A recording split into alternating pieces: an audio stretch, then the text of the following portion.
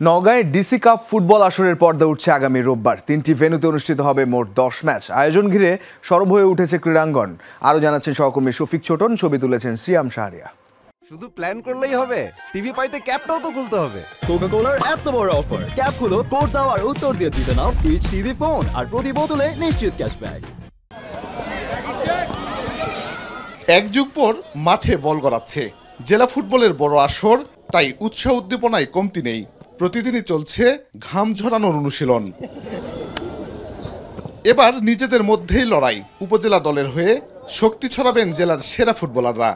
আমরা প্লেয়াররা, junior senior যারা আছে সবাই খুবই আনন্দিত এবং আমরা প্রচুর পরিশ্রম করে যাচ্ছি যাতে সব থানারই প্লেয়ার আছে, প্রত্যেকটা থানায় চাইতেছে যার থানা থেকে খেলে সে চ্যাম্পিয়ন হওয়ার জন্য।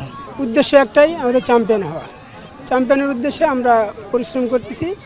বিভিন্ন হার্ডওয়ার্ক, ফুটবলের যেগুলো কলাকৌশল সেগুলো আমরা আয়ত্ত করতেছি। আমরা সবাই চেষ্টা করতেছি নওগাঁর ফুটবলটাকে এগিয়ে নেওয়ার জন্য। প্রত্যেকটা উপজেলায় মনে করেন যে হইচই পড়ে গেছে, খেলার রমরম যে একটা সুবাস চলতেছে আর কি। জেলা স্টেডিয়াম মাঠে 5টি, মহাদেবপুর ও বদলগাছি মিনি স্টেডিয়াম মাঠে অনুষ্ঠিত হবে 5টি ম্যাচ।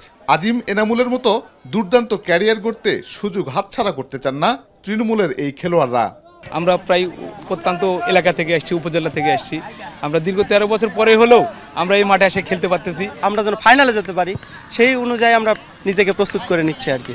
সোনালী অতীত ফেরানোর স্বপ্ন পূরণে ডিসি কাপের পরই আন্তঃজেলা টুর্নামেন্ট, আর তাই শক্তিশালী টিম গড়তে চান জাতীয় ফুটবল দলের সাবেক স্ট্রাইকার এনামুল হক। খেলাধুলার জন্য যে নওগাঁর মানুষ যে ভালোবাসে, তারা মাঠমুখী, এটা অনেকদিন গ্যাপ ছিল, এটা আবার পুনরুজ্জীবিত করার জন্য আমরা এই জেলা পরিষদ গোল্ড কাপ টুর্নামেন্ট আমরা বদলগাছি এবং মহাদেবপুরে দিয়েছি। 25 তারিখে আমাদের উদ্বোধনী ম্যাচ নওগাঁ স্টেডিয়ামে, 26 তারিখে আমাদের মহাদেবপুরে, 27 তারিখে বদলগাছি, তারপরে আবার 30 তারিখে আমাদের নওগাঁ জেলা স্টেডিয়ামে। এইভাবে আমাদের এই টুর্নামেন্টটা আমাদের এই 3টা ভেন্যুতে খেলবে।